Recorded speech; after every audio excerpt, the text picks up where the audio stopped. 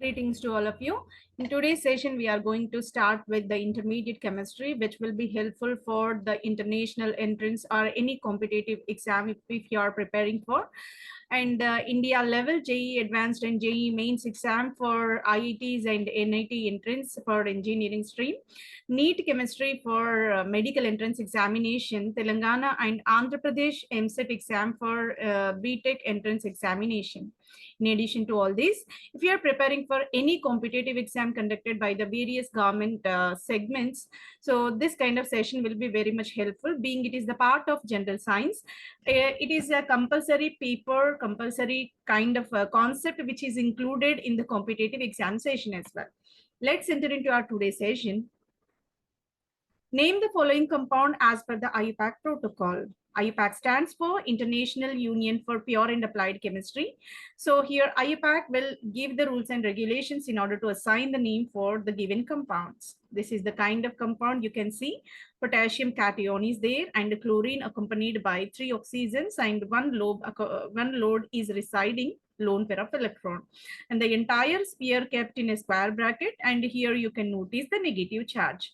This is the compound which is the kind of inorganic salt, we can say. As per the IUPAC, how can we assign the name for this compound? In order to give the name, basic IUPAC inorganic nomenclature. So there is certain regulations for inorganic nomenclature. We have two parts. Two parts resided with the cation and anion. Cation denotes positively charged ion. Anion is the negatively charged. Cation is the name for positively charged ion and anion for negatively charged. As per the IUPAC nomenclature, potassium chlorate is the name for the compound. Always, if cation, anion both are present, always cation name comes first, later on anion name will be given. So being it is the K plus, so that we can say potassium. Potassium is the cation, and ClO3 minus is called a chlorate. Chlorate is the anion name. So entire name will be given as potassium chlorate. As per the IUPAC protocol, potassium chlorate is the name for given compound. Move on to question number 2. This question number 2 is given from Cambridge Assessment International Education, where a table is given. In this table, certain gaps are there. We need to fill all the gaps whichever present over here. Fine. So deduce the number of protons, electrons, neutrons in the magnesium atom and copper ion shown. Identify the atom and ion represented by the final row. Okay. Here magnesium is there, copper +2 ion is there. For magnesium, we need to fill all the rows, all the columns, whatever present. Number of protons are given as 12. Number of electrons we need to identify. Number of neutrons to be determined. And copper +2 cation, we need to go for how many protons, how many electrons, and how many neutrons, which are already given. And here, entire data is provided like protons, electrons, and neutrons. We have to identify which atom it will be, right? For this, we have to go for certain rules. How can we calculate electrons? How can we calculate neutrons like this? So initially, the atom present here called magnesium. So this magnesium is of atomic number 12 and mass number is given as 24, right? So if this is the keys, then let's go for whatever the atomic number. Atomic number denotes what? Number of protons present in the given atom. So that whatever atomic number, that exactly is equal to proton number. So we can say proton number will be 12. And electrons. So being it is a neutral, can you find any charge on this magnesium? Nothing, no charge is present on this, so that how many protons, exactly equal number of electrons, then only we can say it is a neutral atom, right? So that proton number exactly is equal to electron number for neutral magnesium. And move on to neutrons. In order to calculate neutrons, what we have to do here, atomic weight. See, whatever subscript is there, this is called atomic number. Whatever superscript is there, this is called atomic weight. So atomic weight is given as 25, no? So atomic number is given as 12. So whatever atomic weight is there, from that you need to subtract atomic number. The leftover will be called it's a neutron number. Atomic weight minus atomic number is called it's a neutron number. So that if you subtract the value, that will become what? 13. Number of neutrons will be 13. This is the way we can find out. So here the gaps to be filled are 12 electrons will be there and 13 neutrons will be there. So this is the first one we need to fill and move on to copper plus 2. How can we solve this problem? Here copper neutral atom is like this, but we need to go for copper plus 2. In order to solve this copper plus 2 electron, proton and neutron number, first of all, let's examine copper neutral atom. Copper neutral atom is accompanied by atomic number 29 and mass number is given as 63, right? So whatever atomic number is there, that is exactly is equal to proton number. And being it is a neutral atom copper, we have to give same number for electrons as well, right? So here, in order to calculate the number of neutrons over here, so whatever mass number is there, from that proton number to be subtracted, 63 minus 29, that will remain 34, right? This is for what? Copper atom, and whose atom or whose electronic configuration can be distributed as 1s2, 2s2, 2p6, 3s2, 3p6, 4s1, 3d10. This is called anomalous behavior of copper. Okay, this is somewhat ambiguity for filling of electrons. Actually, we need to go for 4s2, 3d9, but one of the electron from s orbital entered into d orbital. In order to make orbital completely filled, in either orbital partial half filled. So everybody aware that completely filled and half filled orbitals having higher stability. That's the reason why 4s1 3d10 is the peculiar electronic configuration assigned for copper neutral atom. Move on to copper plus 2. In order to assign electrons, protons and neutrons for copper plus 2. So atomic number remains the same for copper plus 2 cation as well. What is the atomic number? 29. So that let's put on 29 protons. We are not supposed to pull any protons from this cation, no. So we are not changing number of protons, so that whatever protons there in the neutral atom, same remains in the copper plus 2 also. So 29 protons are there. But if you see copper plus 2 means 2 electrons short, 2 electrons less. In order to move 2 electrons, 29 should concise to 27 for electrons, because copper plus 2 is there. That means 2 positive charges are excess and 2 electrons short. So in order to make 2 electrons short, 29 should be concised to 27. Number of protons are 29, number of electrons are 27, being it is copper plus 2. And remaining neutrons can't be changed, whatever 34, and same remains here as well. So protons are 29, neutrons are 34, electrons are 27. This is for what? Copper plus 2. Let's see the electronic configuration. Argon is the noble gas configuration, which is the standard for this copper. Later on, you can find the 3d9 electrons over here, because we removed 2 electrons, no? 2 electrons removed, 1 s electron removed, 1 d electron removed. That's the reason why after this 3p6, the leftover will be 3d9. 3d9 will be the electronic configuration of copper plus 2, right? So this is the way you can fill the entire proton electron count for copper plus 2. Let me repeat, how many protons are there? Whatever atomic number 29 remains the same over here.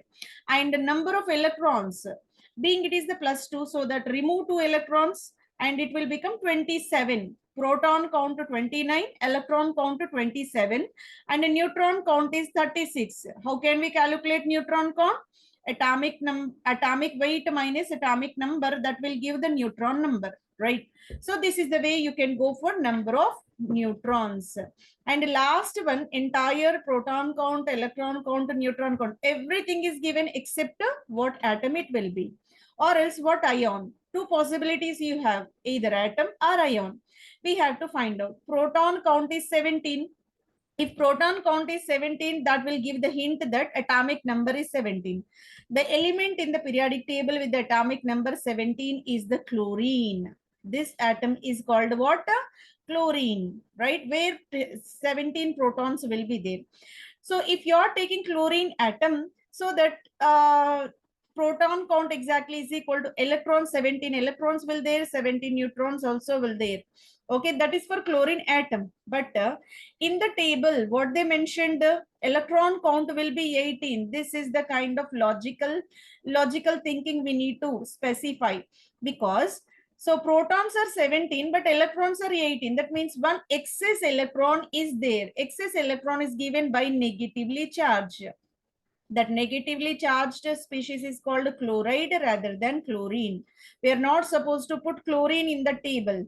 So that will become wrong answer, because here we have 17 protons and 18 electrons in that. The 18 electrons means one electron is excess. That excess electron is denoted with the Cl minus. Chloride ion it will be. This is the correct answer. Chloride will be represented over here.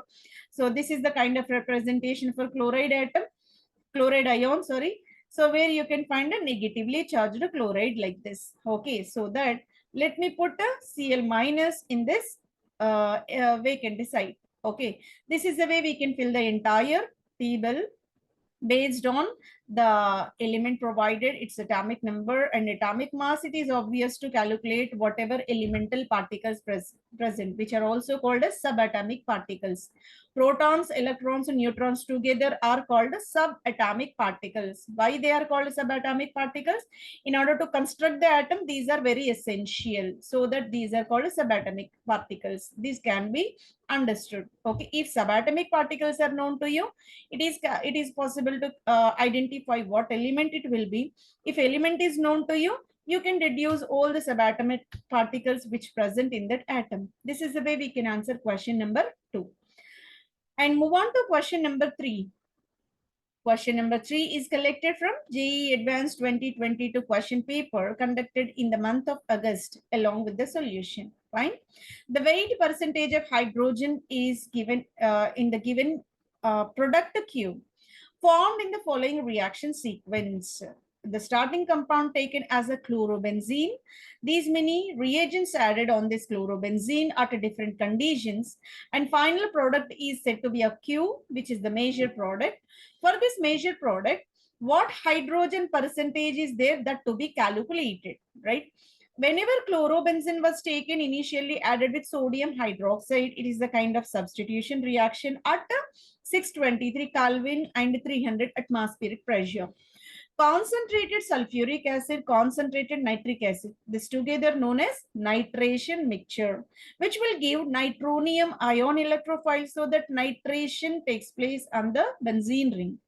It's a kind of nitration. Nitronium ion will be substituted on the benzene ring, right? So that is the product. Nitro substituted product will be the product Q.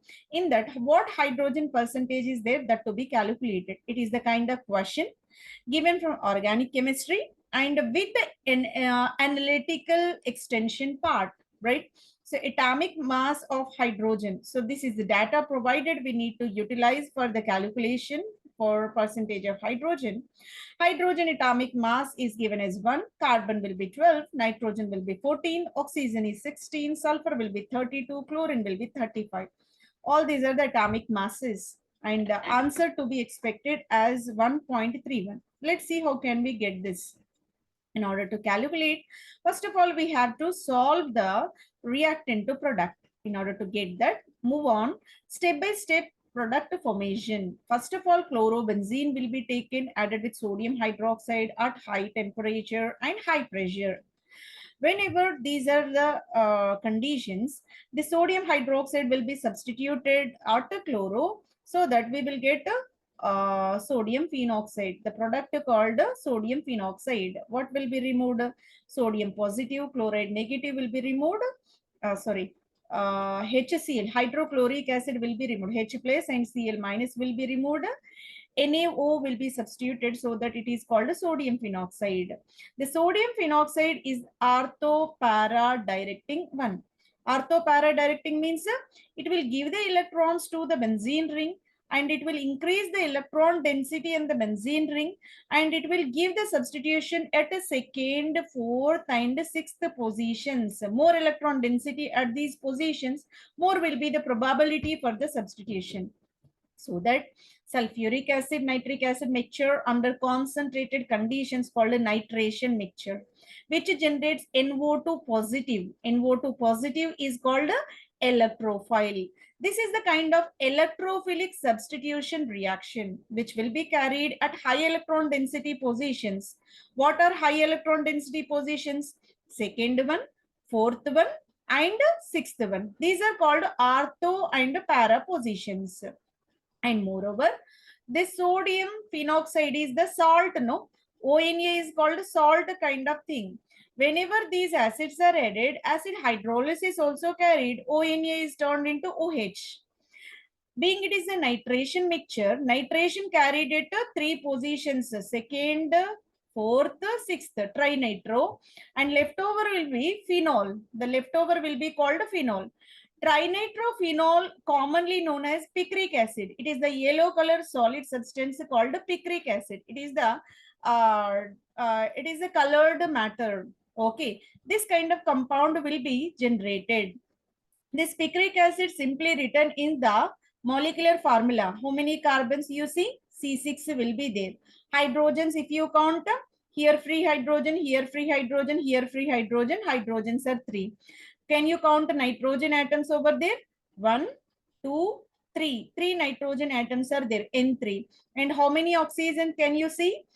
Here 2 are there. 2 plus 2, 4. 4 plus 2, 6. 6 plus 1, 7. O7.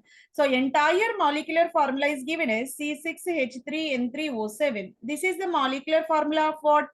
Picric acid. This picric acid molecular formula is known. If molecular formula is known, obvious to calculate molecular weight. How can we calculate? So whatever atomic masses are given in the data, all the atomic masses can be taken as a sum. So that can be taken. Picric acid molecular weight taken as a 229. Okay. Then how many hydrogens are there in this molecular formula? Hydrogens are 3 only, right? So number of hydrogens by total molecular weight and multiplied with 100. Being it is the percentage of hydrogen you are calculating, so that multiplied with 100. Okay, number of hydrogens by total molecular weight of the compound into 100, that will give the percentage mass of hydrogen. So after calculating, you will get 1.31 percentage. 1.31 percentage. Whatever answer they gave, exactly mapping. Okay, Q will be the picric acid and its hydrogen mass percentage will be 1.31. This is the way we can solve the question. It is the question given from organic chemistry and with the analytical perspective, right? So question number 3, answer will be 1.31 percentage of hydrogen, right? Move on to question number 4. Question number 4 is given from purely organic chemistry and we can say it is the segment of stereochemistry. Fine. Among the following, the conformation that corresponds to the most stable conformation of mesobutane 2,3 diol is here meso butane 2,3 diol. Here meso stands for what? Whatever the compound is highly symmetrical and can be bisected with the plane of symmetry. Okay, if any molecule can be separated by plane of symmetry and both the parts are identical with each other, that is said to be meso compound. Butane diol. But means how many carbons? 4 carbons will be there. Diol means how many? 2 hydroxy will be there. Okay, that's the reason why if 2 hydroxy at same place and 2 methyl at same place, and if you cut, you can bisect the molecule into exactly 2 equal halves. That is said to be meso, where we have what symmetry? Plane of symmetry will be there. The molecule bisected by plane of symmetry and having 2 similar groups on the same side is called meso. So mesobutane 2,3 diol. So this is a Saharsa representation. So Saharsa representation, what will be the ball and stick model? It will be ball and stick means backside carbon will be represented with the ball and the front side carbon will be represented with the stick. And the condition required, being it is a meso, condition required is 2 hydroxy on the same side and 2 methyl on the same side. This is the right representation. Write a representation for mesobutane 2,3-diol. And actually, so what we think, OH being both are bulky in nature, how they are closely accommodated, how this kind of representation is feasible, that is the question we can think about. So in order to answer that one, there is a exceptional stability given for the compound, though 2-hydroxy are bulkier in nature, but there is a certain kind of geometry synchronization is developed due to the presence of hydrogen bonding. This is the way hydrogen bonding is represented, where highly electronegative oxygen and electropositive hydrogen got connected with the dotted line bond, which is said to be hydrogen bonding. Hydrogen bonding is accorded for the elements or atoms like fluorine, oxygen, nitrogen. Only these are the elements which are accompanied with the hydrogen bonding in the entire periodic table, right? That's the reason why, though 2-hydroxy are bulkier and more repulsions, if you think about, repulsions will be there, but still they are arranged in a side by side arrangement in this meso. That is purely because of hydrogen bonding. Being it is present in within the molecule, we can say intramolecular hydrogen bonding. This is explained as the intramolecular hydrogen bonding. And 2-hydroxy on the same line and 2-methyl on the same line, this is said to be Gaussian conformation. Here in the conformational isomerism, we can fragment all the isomers into eclipsed, staggered, and Gaussian conformers will be there. Eclipsed means two similar groups are coincided with the zero dihedral angle, that is said to be eclipsed. Staggered means two bulkier groups will be separated by 180 degrees dihedral angle, said to be staggered. Gaussian means what? This is a kind of partial. So partial separation, partial eclipsing will be there. This is the intermediate between the eclipsed and staggered. So that is said to be Gaussian conformation. Gaussian conformation is given for meso butane 2,3-diol, and this is a Fisher projection, we can say, two-dimensional representation. So on the paper, we can put the molecule like this, meso. Just now we said that two similar groups should incline towards the same side. OH same side inclined. That's the reason why it is said to be meso. If you put a plane over here, so imaginary plane when inserted over here, above half, below half equally fragmented, that will become two symmetrical halves. Hence, we can say it is a meso compound. Meso compound is internally companioned and symmetrically uh, optically inactive. It is said to be optically inactive. This is the way we can answer. And for question number 4, option number B will be the correct answer. Move on to question number 5. Question number 5 is collected from Telangana Gurukulam Degree College Lecturer Entrance Examination. Let's see what will be the question here. Which of the following is not used as a carrier gas in the gas chromatography? Gas chromatography is the technique. It is the part of chromatography where the eluting mobile phase can be taken in the gaseous phase, and under pressurized condition the operation will be carried. And what kind of gas can't be used as a carrier gas? So here the options are hydrogen, oxygen, nitrogen, argon. All these many are given. Among all, oxygen can't be used. Hydrogen conveniently we can use as a carrier gas in gas chromatography. Nitrogen, argon also the part of this carrier gas in the gas chromatography. Let's see what is the reason behind the oxygen can't be used as a carrier gas in the gas chromatography. In order to know about that, first of all, we have to know about what is meant by gas chromatography. Gas chromatography stands for low boiling point compounds. Low boiling point means easily vaporizable. Any compound can be easily turned into a gas is called low boiling point one.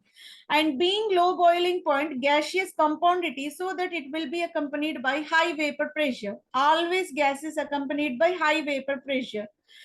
High boiling point compounds have low vapor pressure. If high boiling point is there that mostly exists in liquid, no? So the pressure will be low and vapor pressure remains declined. Okay, so low boiling point if present, high vapor pressure will be there. High boiling point if present, lower vapor pressures will be there. This is the natural tendency. Boiling point increases, the molecular weight also increases. Okay, so as the molecular weight increases, its boiling temperature also increases, right? So in this gas chromatography, the compulsory condition is whatever mobile phase we are taking can be taken as a gaseous component. That is either hydrogen, nitrogen, organ, these kind of compounds, these kind of gases taken as the mobile phase. The mobile phase is said to be carrier gas over here. That is the kind of thing we need to think about here. Entire graphical representation is provided for gas chromatography. In this gas chromatography, gas here we are taking gas flow regulator. Okay, here carrier gas will be there. Carrier gas stands for which used to elute the compound. So if you are pouring the compound, in order to move that compound, backside push is required. That push will be given by this carrier gas. Carrier gas is the mobile phase in this gas chromatography. And in order to maintain its pressure, optimum pressure conditions, gas flow regulator is inserted. And whatever sample you want to elute, whatever sample you want to analyze, you want to understand, that sample will be injected from this sample injecting device. This is called injector port. Here injector port will be there. From this you can inject the sample which to be analyzed, right? So that is passing through this kind of coiled segment. This coiled segment is called what? Column. This is the column through which the compound along with the carrier gas is moving, and the entire device is inserted in an oven. The purpose of oven will be in order to make the compound or mobile phase in the gaseous form only. It is obvious to maintain the high temperature. High temperature is provided with the oven only, no? That's why oven is the device required in order to go for gas chromatographic technique, right? And here the detector will be there, which used to segregate all the required peaks, and whatever noisy peaks are there, they get separated. And this detector will send the data to the display device called data display computer screen. So in this way, chromatogram can be displayed on the computer data analysis screen, right? This is the entire device of gas chromatography, where carrier gas is taken in the gaseous form with the low boiling point. High vapor pressure is the required condition, right? The most commonly used kind of carrier gas in this will be helium. Being helium is the light in weight, smaller in the size, and inert in nature. The most important being it is the noble gas. It is most inert in nature. Without interacting with the sample, whatever injected, it used to elute that conveniently. Chemically inert is the compulsory condition over here.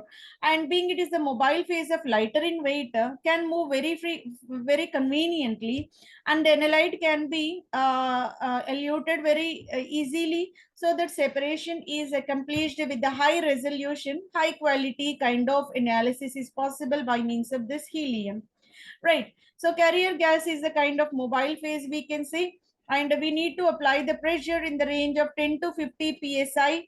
This extent of pressure is required in order to push that carrier gas. Depending on the upon the column dimensions, flow rate will be ranges from 1 to 150 milliliter per minute. Okay, so whatever column we are choosing, based on that column size, 1 to 150 milliliter per minute carrier gas can be sent. Commonly used gases are nitrogen, helium, argon, and carbon dioxide. Most of the things are inert in nature, that is the requirement. Noble gases are more preferable as the carrier gases. So then what is our question actually? Why can't we use oxygen? Oxygen is the oxygen is not a noble gas, and being it is a more reactive, more electronegative, can combine with the reactant or sample very easily, so that it used to give the analytical errors. That's the reason why it is not required to choose oxygen as a carrier gas in the gas chromatography, and whatever remaining hydrogen, nitrogen, or argon are inert in nature, so that they are convenient to be used, right? For question number 5, option number 2 will be the correct answer. Move on to question number 6, last question of the session. The shortest wavelength of hydrogen atom in the Lyman series is X. What is the longest wavelength in the Paschen series of helium plus? Right. So this is the question given from atomic structure, and where hydrogen atom used to give the series of lines said to be Lyman series, Balmer series, Paschen series, bracket series, Fund series. These are the kind of things we can notice. Lyman series, whatever level, higher level it might be, the electron should reach the n is equal to 1 ground state. Okay, whatever the higher level, if you are reaching to n is equal to 2, that is said to be Balmer. If you are reaching to n is equal to 3 level, called Paschen. N is equal to 4 level, if you are reaching, called bracket. N is equal to 5 level, if you are reaching, called Fund level. These are the kind of different possibilities of electron transitions in the hydrogen atom. They're asking for a shortest wavelength of Lyman series is known to you. The longest wavelength of Paschen series of helium plus to be calculated. The expected answer is 36x by 7. How can we achieve this? Let's see. In order to calculate, we have the formula. 1 by lambda is equal to, lambda denotes what? Lambda is the wavelength, right? RHZ square 1 by n1 square minus 1 by n2 square, right? So here 1 by lambda is equal to RHZ square into 1 by n1 square minus 1 by n2 square is the formula for the calculation for Lyman series. For Lyman series, what you know, Lyman series ground state will be taken as n1 is equal to 1 around that central hydrogen. And lambda shortest one will be, shortest means, if you see this is very clear. In the Lyman series, n1 is taken as 1. Shortest wavelength means largest energy. Largest energy is equal to n infinity you can take. Largest energy means that is the whatever the level it will be. So that may taken as n infinity. That's why n1 is a ground state where they are reaching, all the lines are reaching to n1 only, no? So that n1 is equal to 1.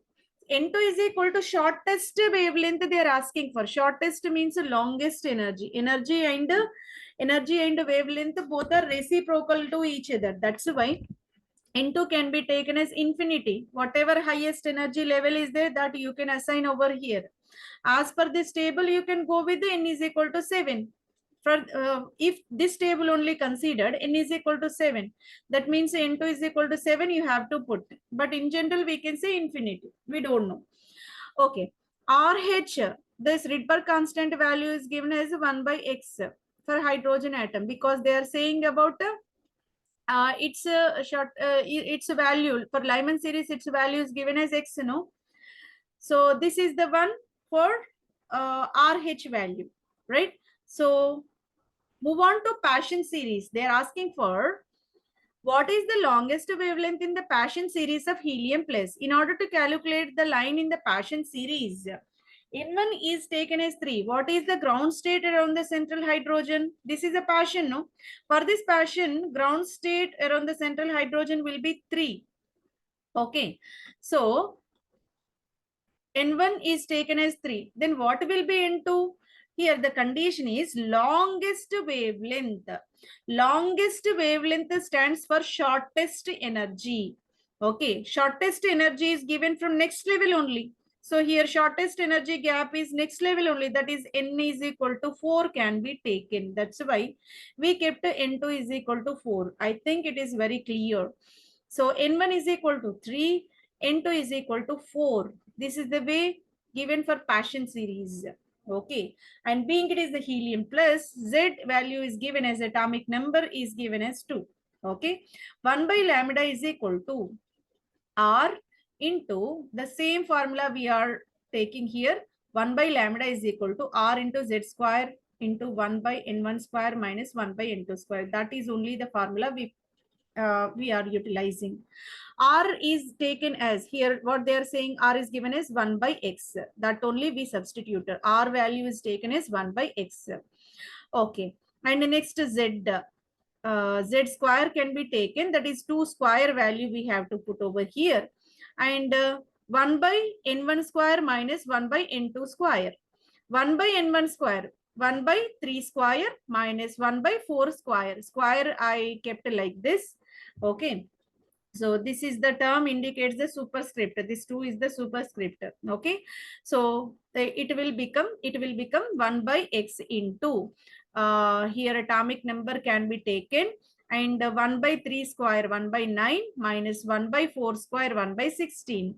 If you calculate entire thing, and this is the taken as 1 by lambda, and what I am doing, so just I am inversing the equation. 1 by lambda is taken as a lambda only. Lambda is equal to, it will become whatever denominator terms are there, they will come up, and the numerator terms will come down. So that lambda max value after the calculation, it will become 36x by 7. 36x by 7 is given in the option number 4. This is the question from atomic structure. And electronic transitions of hydrogen. Electronic transitions are how many? Lyman series will be there, Balmer series will be there, Paschen, bracket, Fund series will be there. Okay, so they're asking for Lyman series to Paschen series. That relation they are asking. So if you go with the formula, 1 by lambda is equal to RZ square into 1 by N1 square minus 1 by N2 square, we will get the answer 36x by 7. For question number 6, option number 4 will be the correct answer. By this, entire session will be completed. I hope this is very clear and the detailed explanation is provided. Hopefully, this will be definitely helpful for your preparation towards any competitive exam or else any entrance exam you are seriously preparing for. And I am sincerely requesting to like the channel and comment which part is really interesting and which part we have to focus and we have to further make videos upon, and share with the aspirants who are seriously preparing for the examination, either competitive or entrance exam as well. And subscribe the channel in order to receive more such updates in the near future. And thank you very much for your patient listening. Thank you one and all.